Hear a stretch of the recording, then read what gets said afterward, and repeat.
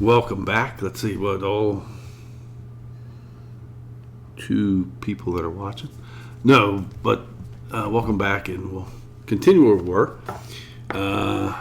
This will be starting with chapter 4, and like I said, we got plenty of questions to go, and see what we got up here now. This will be Cain and Able. And Adam knew Eve, his wife, and she conceived and bare Cain, and said, I have gotten a man from the Lord. And she again bare his brother, Abel. And Abel was a keeper of sheep, but Cain was a tiller of the ground.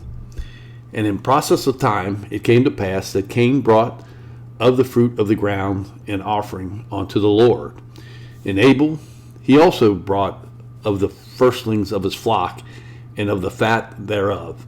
And the Lord had respect unto Abel and to his offering.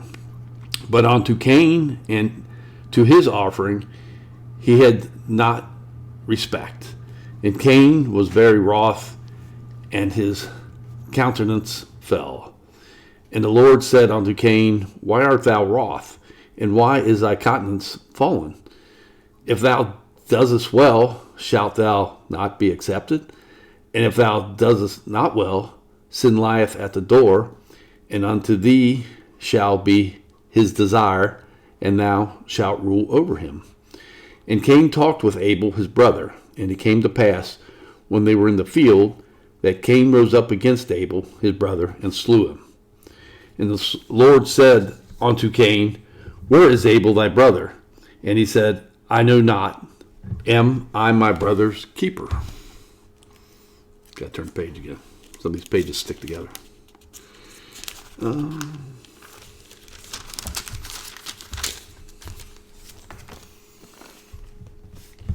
And he said, What hast thou done?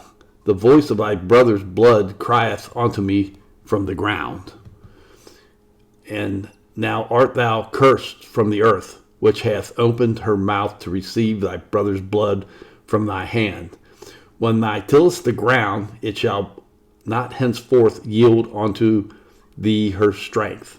A fugitive and a vagabond shalt thou be in the earth. And Cain said unto the Lord, My punishment is greater than I can bear. Behold, thou hast driven me out this day from the face of the earth, and from thy face shall I be hid, and I shall be a fugitive and a vagabond in the earth. And it shall come to pass that everyone that findeth me shall slay me.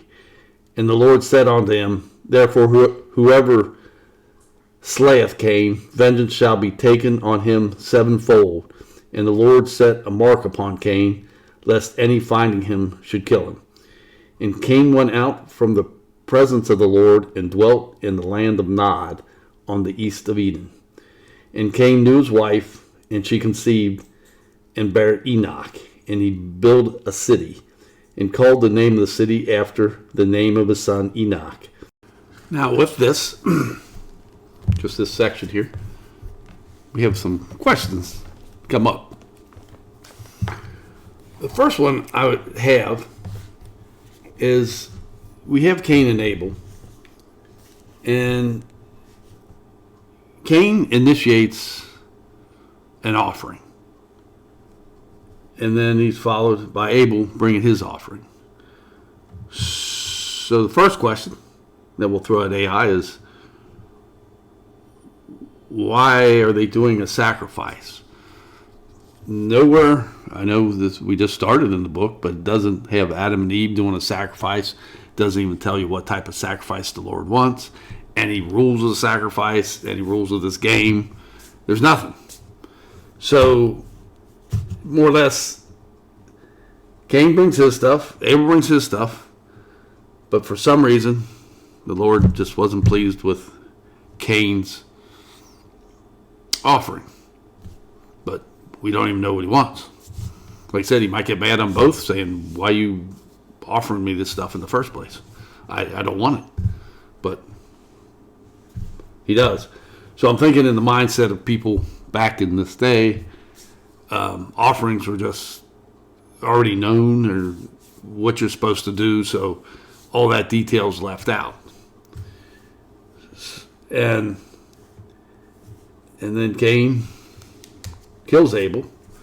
And then the next question is, who is Cain afraid of?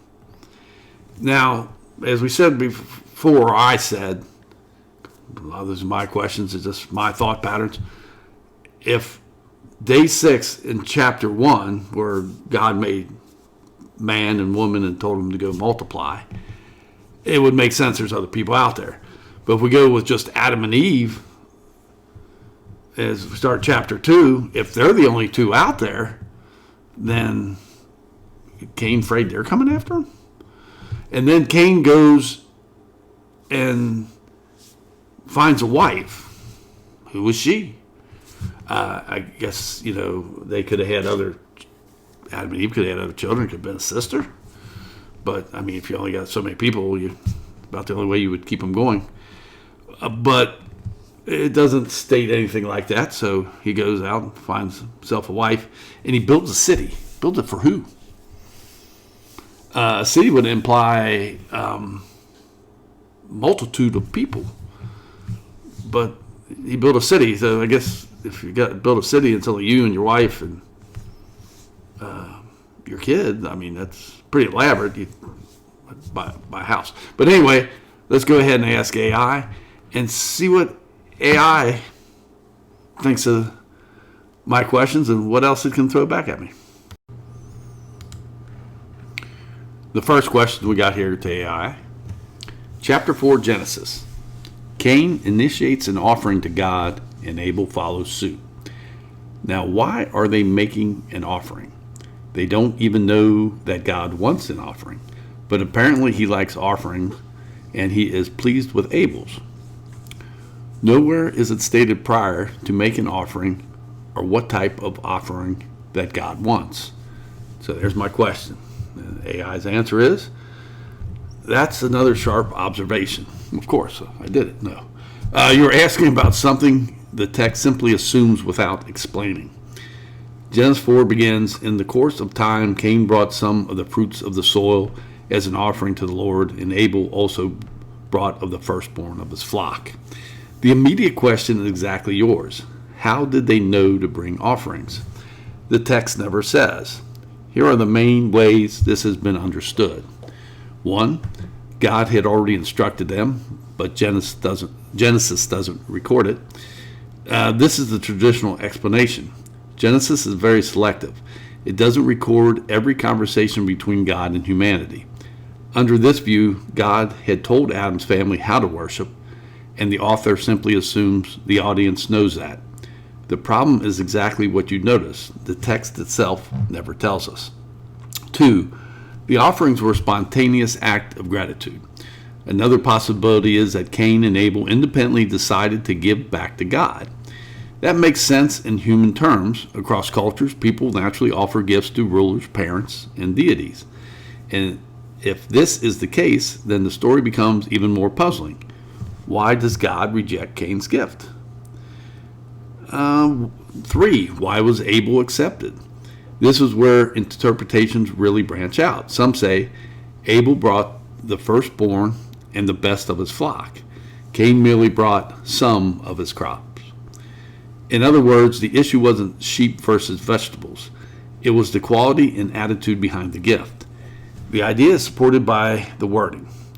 Cain, some of the fruit, Abel, the firstborn, and their fat portions. The author seems to describe Abel's gift with greater care. 4, was God showing favoritism? This is a question asked before about several biblical stories. From Cain's perspective, it almost looks like favoritism. Imagine offering someone a birthday present. They smile at your brother's gift. They frown at yours. Then they don't explain why. You'd probably be frustrated.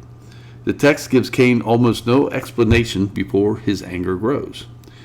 5, God's conversation with Cain. Before Cain kills Abel, God says, if you do well, will you not be accepted? That's interesting because God doesn't say you brought the wrong thing. Instead, he focuses on Cain himself. Then comes the famous warning. Sin is crouching at the door. Its desire is for you, but you must rule over it. That shifts the story away from agriculture and sacrifice toward character. And this is something I find fascinating. Genesis doesn't spend much time explaining ritual. It spends a great deal of time explaining people. Notice the progression: an offering, jealousy, anger, murder, denial, exile. The offering is almost just a spark that ignites a story about resentment. Your question also highlights something about Genesis as a whole.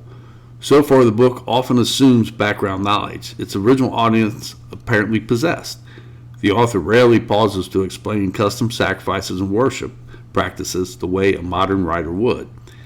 That can be frustrating for us because we're reading it thousands of years later. So if Genesis never tells us what kind of offering God wanted, is the point of the story really about the sacrifice or about how humans react when they feel rejected?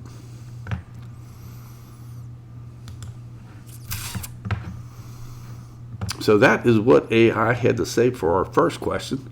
So let's go ahead and throw our second question at AI about who was Cain afraid of and who did he build a city for? So here's our second question to AI. Then Cain is sent out, but he is afraid that who finds him will kill him. Who? Cain is implying there are others out there. Where did they come from? If he was afraid of mom and dad, you would think he'd state that. He finds a wife and builds a city. A city is pretty elaborate for just Cain, his wife, and a child.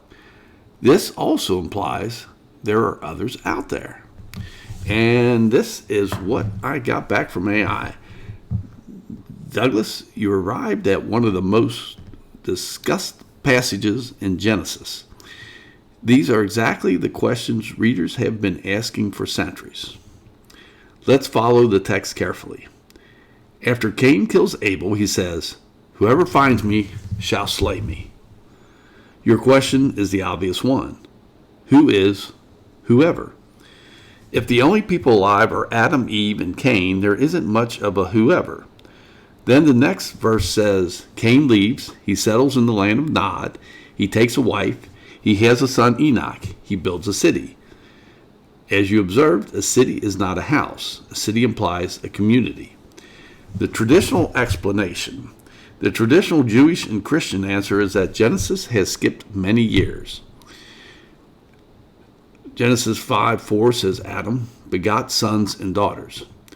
The idea is that Adam and Eve had many children over centuries. People in Genesis lived extraordinarily long lives, and Cain's wife was one of his sisters or later close relative. By the time Cain leaves, there could have been a large extended family. Under that reading, whoever finds me means brothers, nephews, cousins, or later descendants. The city develops over many years and isn't necessarily built in a single day.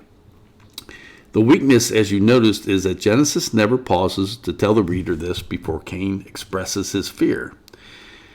The others already exist in interpretation. Some readers take your observation another step.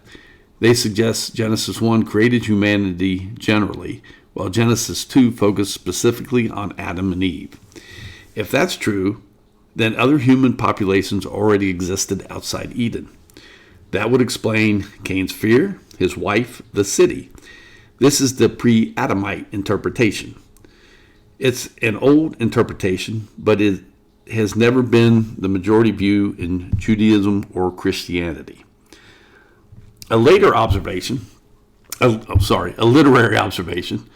whether or not there were other people, notice that the author seems interested in. Cain's punishment isn't simply exile. It becomes a wander among other humans. The story quickly shifts from one family to civilization. After Cain's line comes cities, metalworking, music, animal husbandry, all the beginnings of culture. Genesis moves from one couple to human society remarkably fast. Something you've been noticing consistently, you repeatedly ask questions that arise before Genesis often compresses time. For example, you've wondered why Genesis assumes people knew about offerings, or why Genesis 1 and 2 feel different in scope. Here it's doing something similar.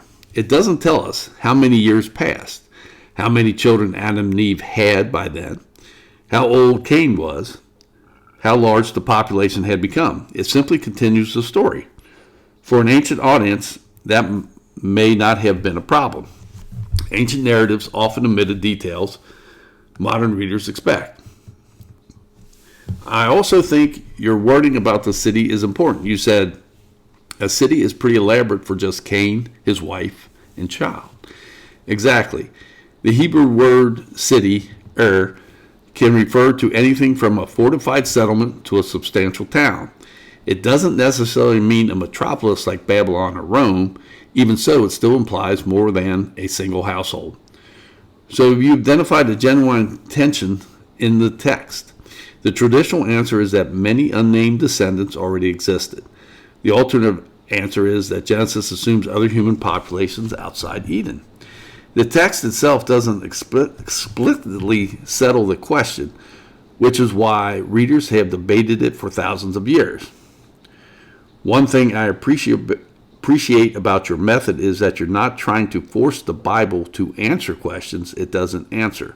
You're letting the unanswered questions remain visible, whether someone ultimately accepts the traditional explanation or another interpretation. Noticing those gaps is part of reading the text carefully rather than simply reading into it. So AI, once again, with the ChatGPT, I do like how it just it's like we're just sitting on the porch having a conversation, but he has a lot of knowledge that he comes back to us. But it's not evil. It's just a good way when you're trying to brainstorm and that type of stuff. He seems to feed back pretty good. So let's go ahead and continue on to our read. So with that, around the end of chapter 4, more or less it goes through the bloodline of Cain. And then we get to chapter 5. And this more or less is the bloodline of Adam, where Adam and Eve have another son named Seth. And then we go through the whole bloodline of Seth. But what it says, Adam himself lived to be 930 years old when he died. And it says when Seth was 105 years, he begot his son Enos. And Seth lived to be 800 and so when Seth died, he was 912 years old. And then it goes down through the whole, going through the bloodline of Adam through Seth, and they have throughout the bloodline son named Enoch, and Enoch is the one, if you ever heard of the book of Enoch, he's supposedly the author of that. But Enoch, he's the one who did not die because he was taken up by God, and he more or less he went up to heaven, so he never considered dead. And then we go all the way to the bloodline down to Noah, and then we'll start on chapter 6. And it came to pass when man began to multiply on the face of the earth, and daughters were born unto them, that the sons of God saw the daughters of men that they were fair, and they took them wives of all which they chose. And the Lord said, my spirit shall not always strive with man, for that he also is flesh, yet his days shall be 120 years. There were giants in the earth in those days, and also after that, when the sons of God came in unto the daughters of men, and they bare children to them. The same became mighty men which were of old, men of renown. And God saw that the wickedness of man was great in the earth, and that every imagination of the thoughts of his heart was only evil continually. And it repented the Lord, and he had made man on the earth, and it grieved him at his heart. And the Lord said, I will destroy man whom I have created from the face of the earth, both man and beast and the creeping thing, and the fowls of the air, for it repenteth me that I have made them. But Noah found grace in the eyes of the Lord. These are the generations of Noah, was just a man and perfect in his generations, and Noah walked with God. And Noah begot 3 sons, Shem, Ham, and Japheth. The earth also was corrupt before God, and the earth was filled with violence. And God looked upon the earth, and behold, it was corrupt, for all flesh had corrupted his way upon earth. And God said unto Noah, the end of the flesh is come before me, and the earth is filled with violence through them, and behold, I will destroy them with the earth. Make thee an ark of gopher wood. So now we'll go through the whole explanation of making the ark. And he says, but with thee I will establish my covenant, and thou shalt come into the ark, thou and thy sons and thy wife and thy sons' wives with thee. And of every living thing of all flesh, 2 of every sort shalt thou bring unto the ark, to keep them alive with thee. They shall be male and female, of fowls after their kind, and of cattle after their kind, of every creeping thing on earth after his kind. 2 of every sort shall come unto thee, to keep them alive. And take thou unto thee of all food that is eaten, and thou shalt gather it to thee, and it shall be for the food for thee and for them. But then we go into chapter 7. And the Lord said unto Noah, come thou and all thy house into the ark, for thee have I seen righteous before me in this generation. Of every clean beast thou shalt take to thee by 7s, the male and his female, and of beasts that are not clean by 2, the male and his female. So it wasn't just 2 by 2. You get the clean animals, 7. Of fowls also of the air by 7s, the male and the female, to keep seed alive upon the face of all the earth. For yet 7 days, and I will cause it to rain upon the earth 40 days and 40 nights, and every living substance that I have made will I destroy from off the face of the earth. And Noah did according unto all that the Lord commanded him. So we'll stop here because we have a few questions. And let's go to AI now and see what questions we got. Because one of them, there's a few, but we get to Noah here. And we start off, this is the starting of chapter 6, that the sons of God were mating with women. And there were giants in the earth in those days. After that, when the sons of God came unto the daughters of men and bare the children to them. So we got that. And the old story most people were thinking of the ark is of 2 of every kind, but it says of the clean beast thou shalt take by thee by 7s. So there's another question. So let's go to AI and throw those at AI and see what he can come up with. Go back to ChatGPT and see, answer these questions. Chapter 6, Genesis. Who are these sons of God, men of old, men of renown? That their sons were giants. Noah is to bring 2 of every beast onto the ark. Of the clean he is to bring pairs of 7, the unclean pairs of 2.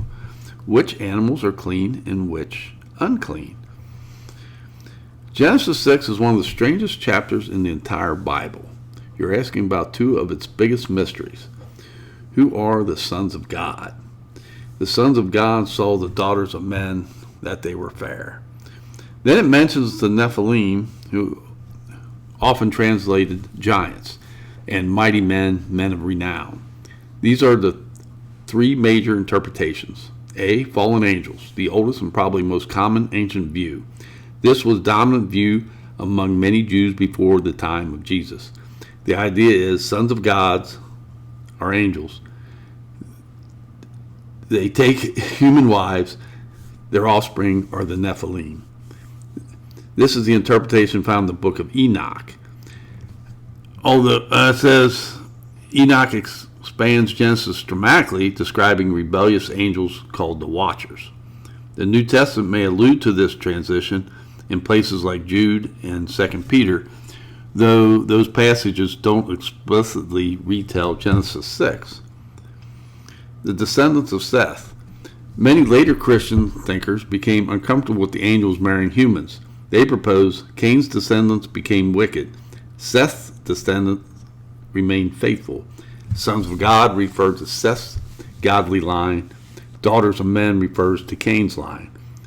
The problem is that Genesis never actually states this. See, ancient kings or rulers. Some modern scholars think sons of God refers to powerful rulers. In ancient Near East, kings were sometimes called sons of God.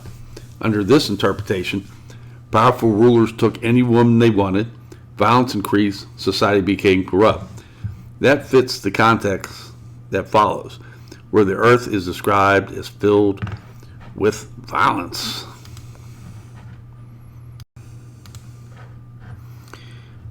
Two men of old, men of renown. The phrase sounds almost legendary. It doesn't necessarily mean they were morally good. It means they became famous. Think of heroes in Greek mythology like Hercules or Achilles. Genesis simply says they were remembered as mighty warriors. 3. Were they really giants? The Hebrew word is Nephilim. Its exact meaning isn't certain. The Greek Septuagint translated it as gigants, which is where the English word giants comes from. Later, the Israel spies enter Canaan in Numbers. They also mentioned Nephilim, saying they felt like grasshoppers beside them. Whether that is literal, exaggerated, or rhetorical has been debated ever since. Now your second question. Why does God tell Noah to take 7 pairs of clean animals and only 2 of the unclean? Excellent observation. Genesis simply says 2 of every living thing. Then Genesis 7 suddenly says 7 pairs of every clean animal. Your immediate question is, how could Noah know what was clean meant? The laws distinguish clean and unclean animals don't appear until Leviticus centuries later during Moses' time. So why does Genesis assume Noah already knows? Traditional answer, God simply told Noah. Genesis doesn't record every instruction. The author assumes Noah understood. Again, like Cain's offering, the text doesn't tell us. Why 7 pairs? The answer appears immediately after the flood. The first thing Noah does after leaving the ark is build an altar and offer sacrifices. If one breeding pair of sheep or cattle existed, sacrificing one would wipe out the species. Having 7 pairs leaves animal available both for reproduction and sacrifice.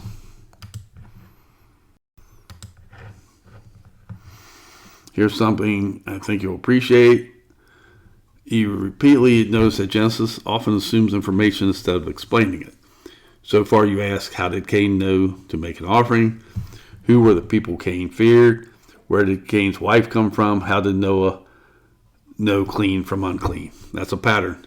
Genesis often tells the story as though the audience already knows certain traditions. Modern readers expect every detail to be filled in.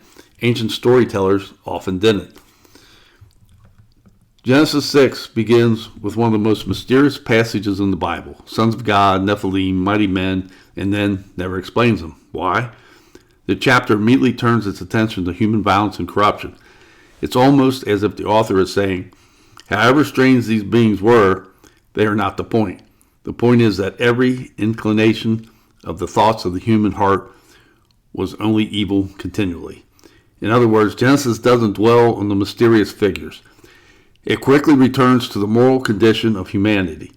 That may tell us what the author considered most important for the reader to take away.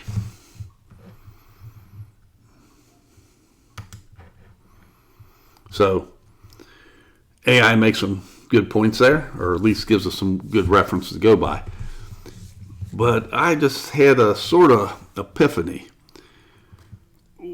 When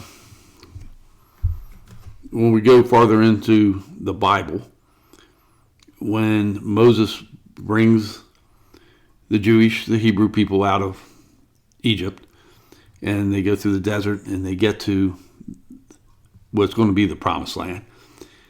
And he does send the 10 princes to do a scouting mission. And when they come back, 8 of them do say, there's giants over there. There's Nephilim. These people are huge. We don't think we can take them. And let's say they don't have the fighting spirit. Why come here? Why take this land? Then Moses gets angry. He says, God's angry. And they go out to the desert for 40 years. During that time, is it possible that Moses prays to God and he writes and preaches Genesis when they're out there for 40 years? He gives these people their identity. Because when you get to the end of Genesis, where Joseph, who was working for the Pharaoh, and second only to the Pharaoh, and there's a big famine coming, and he stores up all the grain, but he charges people with grain, they run out of money, they start selling the animals, they start selling their land, then they sell themselves. So, and then Joseph moves people around, moves them to cities, and then when Moses, so they don't have an identity. So when Moses takes them out, and they flounder when they first get to the land, but then they go out to the desert for 40 years. Maybe the whole thing, when Moses wrote Genesis then,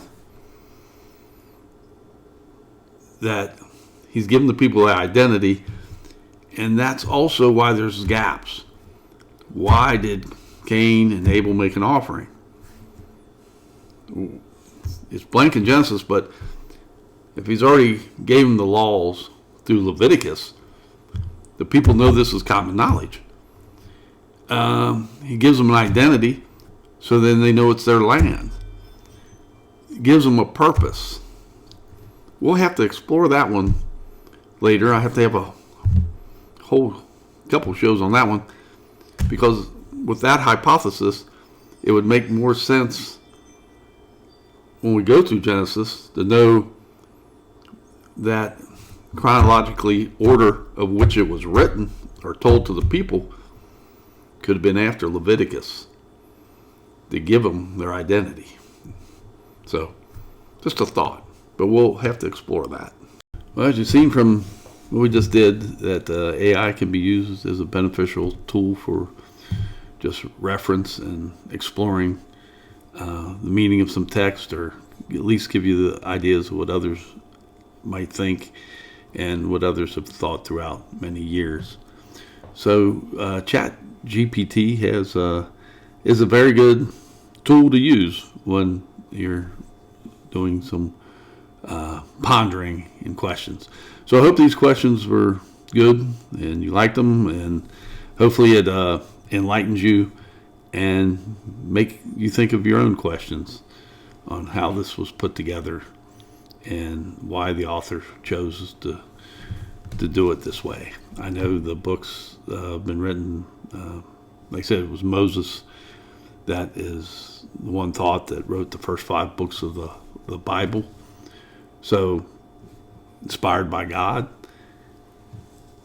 But it does make you ponder the message that he's getting across. And when you do have questions like that, like I said, AI can be a useful tool. So I hope you enjoyed this, and we'll continue onward from here at the next podcast. And like I said, I'd like to go through my hypothesis also about when was Genesis actually written and told to the people. So for now, have a very good night, and I hope everyone has a fantastic day and think of your own questions. You all take care. If you're wondering, this is the Curious Cat. Just FYI.